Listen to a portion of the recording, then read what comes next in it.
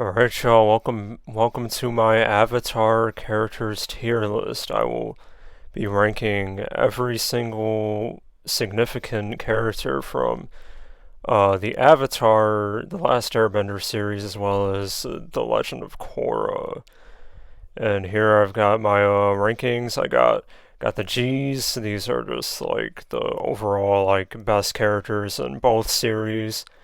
We've got the greats. We got characters that are good, not necessarily great characters, but they're definitely memorable. They definitely serve for some entertaining moments and whatnot. We've got serviceable characters. They serve their purpose, and they're not particularly boring or anything like that. Just they're just decent characters. And we got the boring ones, self-explanatory. And we got Dumbos. There's definitely gonna be a couple of Dumbos in this list.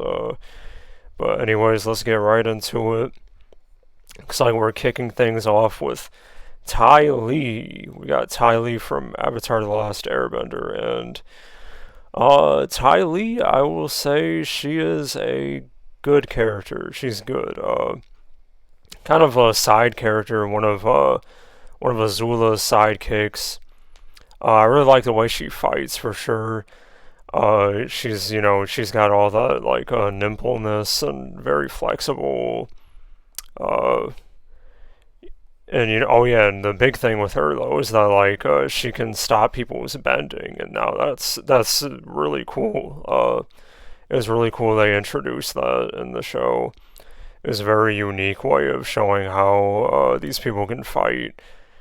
And I think she was the only character in Avatar: The Last Airbender that could do that, so that's pretty impressive.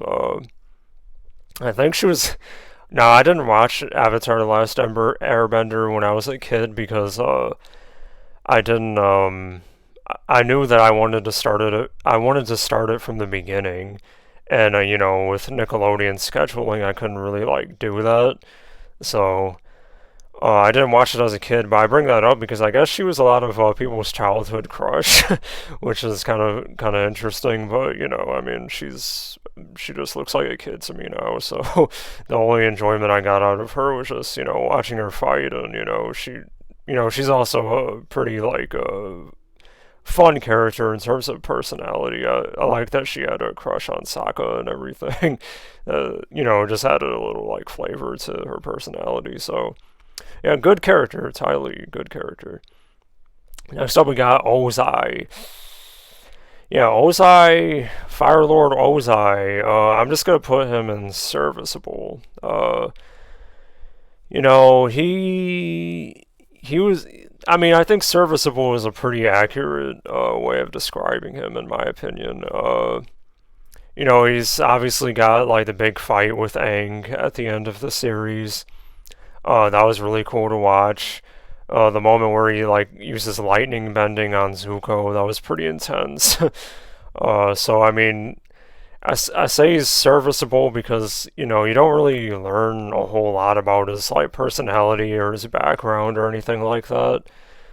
And yeah, I mean he's just the main antagonist of Avatar: The Last Airbender, and that's just kind of the purpose he serves. I wouldn't call him a bad character or anything like that, so that's why I don't really put him in the boring tier. He's just a decent villain. He's like menacing. He gives the main characters a lot of reason to go against him. So you're rooting against the guy like the whole series. So I would consider him just a serviceable villain, serviceable antagonist. I think that's the best way to put it. Alright, next up we've got Korra. Korra, I will put Korra in. I will say Korra is. I'll put her in great. I'll say. Yeah. I don't know. I'm very iffy on Korra's character because there are some things she'll like say and do that I'm not crazy about, but at the same time, I do enjoy her like her plight. Like what? I'm gonna put her in good actually because it doesn't like, because to be real, it doesn't really feel right. Because knowing that I'm gonna put like other types of characters in the great category, it doesn't really feel right putting her in the same tier. If I'm being like perfectly honest, but I mean, she's still a good character. I know people are gonna be really insulted that I put her this low, but like, it's just my opinion. I wasn't really crazy about how she did something. Well, I don't think it was intentional, but like she basically like severed the line between like all the other avatars. Yeah, that wasn't like really great in my opinion. Also, man, the way she did my boy Bolin though, like in the first season, like that was just like messed up, man. I mean, I get she was just a teenager and it's just like teenage drama, but like still, like the romance in Korra overall was just like really annoying in my opinion. Really dragged the show down. Yeah, I think the way they ended season three of Korra with like, Korra being in a wheelchair of all things, and her just watching this character, I can't remember her name. Seeing her become like an air nomad, and it's like this big celebration, but like Korra, she's just in her wheelchair, just like in tears. Oh, that was a really interesting way to end that season, and like I was interested to see how season four would start. But then she's on her feet. I'm pretty sure it was the first episode of season four. Like they show her, like, yeah, she's good. She's on her feet. She recovered, and that was kind of like, I guess that's more of a writing issue and not something to really fully pit against Korra as a character. But like, I don't know. That was just really disappointing though. Like, just to see them have season three ends in a super interesting way, and then just have her like on her feet in the next episode. Like that's kind of that was kind of lame in my opinion. But now Korra though, she did have a really ambitious intro though for sure. Like that first episode where she's just like being just a absolute G actually. Yeah, that was really cool to watch, and it got me excited to watch the rest of the show. I just wish they could have, kept up that same energy with, the rest of the show. Oh yeah, another big thing. I wasn't really crazy about how, like, airbending was just, like, given to her. I wasn't really crazy about how they handled that. Because Amon literally took her bending away, like, all of it. And then, like, well, actually, you know what? It wasn't the airbending scene that annoyed me, actually. It was the scene where, like, she has her airbending but no other bending. And I'm thinking, oh, okay, so this is where she's gonna have to, like, relearn how to use, like, other types of bending. And I thought that would have been, like, interesting. But then, Aang shows up in a spiritual form and just gives it all back to her. Like, that annoyed me. And then they gave everybody else's bending back to them. And that was just, like, it just made season one feel totally pointless. Like, completely pointless. So, anyway, I guess this is just me ranting about Legend of Korra more than Korra herself. But overall, I'd say she's a good character. She does teeter on the great category, so don't think I'm being too harsh on Korra. I'm really not trying to be, because I mean my gut instinct was to put her up here, but overall I just think she was a good character. So leave me alone. All right, anyway. Next up we've got Dumbo. Yep. This guy Mako. Yeah, this guy was really lame. Did not like Mako. Did not care. Just super annoying character. I find it pretty ridiculous how this guy was very obviously supposed to be Zuko's spiritual successor, both in design and his role in the story. The fact that he's a firebender, even in his name, Mako was literally like 2 letters away from Zuko. He's not actually related to Zuko, but like he's obviously supposed to be like that like I said, the spiritual successor to Zuko's character in The Legend of Korra. And yeah, this character just sucks. He's not good. He's not a good character. Yeah, I just found him like, the way he did, like, honestly, the way he did Asumi and Korra, I'm pretty sure her name is Asumi. Sorry, I'm gonna blank out on a lot of these characters' names. Sorry about that, but yeah, the way he does Korra and Asumi is just like annoying. Like, he gets with Asumi, then he sees Korra with his brother, and he gets jealous. Like, come on, dude. And then, his, like, obviously that's not his role, like, throughout the entire series. Through the entire series, he does different things. But it's just like, the other stuff he does is just so, like, boring and forget.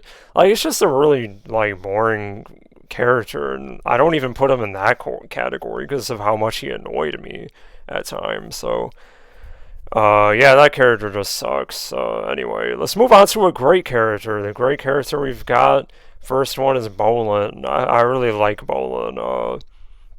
He's a spiritual successor to Sokka. Not as good as Sokka, in my opinion. But I do think Bolin is a really cool character. I do hate what they did with him in season two. Season two of Legend of Korra just sucked. Like, in my opinion, I did not like season two of Legend of Korra. They had, like, they basically devolved him to just being in an abusive relationship, and that was kind of just his screen time in season two. And yeah, that was just really lame. Yeah, he didn't have a whole lot to do in season two. Season three, though, I remember him being really cool in season three, like, and definitely season four as well. Seasons three and four, they actually gave him more important things to do in those seasons. Also, he's the first, like, main character, like, a character on the good side who actually learns lava bending, and that was, like, really cool. Uh, that moment obviously was not, like, nearly as satisfying as watching Toph learn metal bending, like, not even close. But, I mean, it was still pretty cool just because lava bending is just that cool. Yeah, Bolin was really cool. He was really funny too. I remember when they beat Zahir in season three.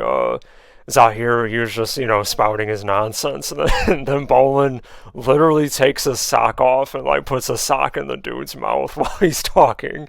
So he literally put a sock in it, and that was like really funny. Yeah, he's a really cool character. I like how, I just like how he's a earthbender too, because I always thought earthbending was pretty cool. So yeah, Bolin, solid character. I like Bolin. Serves his purpose very well, and just really cool character. Alright, we got more Legend of Korra characters. We got Sami or Asumi. I can't remember which one it was. I'm gonna say she's boring. I wouldn't say she was a dumb character. I mean, I did like how, she was on the more, like, intelligent side, and she had, like, she was part of one of the people who had to do a lot with, like, the technological advancements in the show. Or at least her dad was that guy who, was, like, an inventor and whatnot. And, she learned a lot from her father. Um, yeah, I mean, I just kind of think she's kind of a forgettable character. Very pretty character, like, definitely the prettiest character in both the shows. So when you first see her, very pretty character, but like, it's like she doesn't really do a whole lot that's like super memorable to me. The only thing I remember most about her is just her like conflicts with her father, and she actually went against him at one point. That was probably as interesting as she got. Like that was pretty much her peak, and I think that was in season one. Her and then her relationship with Korra at the end of the show was just, that was just the definition of forced. Like they were friends all throughout the show, then suddenly like lovers. Like didn't make a whole lot of sense. Very forced. Yeah, anyway, that's pretty much all I could say about her. Now we've got Tenzin. Oh boy, you know what? First G of the list. Tenzin was a G. He was a very consistent character. He was really cool, great mentor character. I really liked Tenzin. Served his purpose like very well. And he wasn't like, here's the thing, he was a mentor, but that doesn't mean he was like infallible. He wasn't like a perfect character with like no like what do you call it? Like how do I put it? He just he just was a flawed character, and I really liked that and how they handled it. Because sometimes like the way writers will handle character flaws will be like just very badly. But yeah, Tenzin was a really great character. I really liked Tenzin. Because basically, when I think about his character flaws, I'm thinking about like how he had that insecurity about how he had all this like pressure on him. Because as an airbender, as one of the only airbenders alive, he had all of this pressure on him to be like as great as his father. His father Aang, and I think the way he and you know what? Ironically, I think that happened in season two, where he had to learn to like move past that, and he had to come to the realization like you know what? I'm not my father, and I think that was the way they did it. It was just it may not sound super original or super interesting when I put it that way, but like the way they did it in the show was just like I think it was pretty solid. So. Tenzin overall just a really cool character. He honestly may have been the most consistent main character in The Legend of Korra. Yeah, definitely the most consistent from what I see. Always like everything he did just felt perfectly natural. Everything he said felt perfectly natural. He was just a solid, consistent character all throughout the show. So, yep, he gets that G status first one.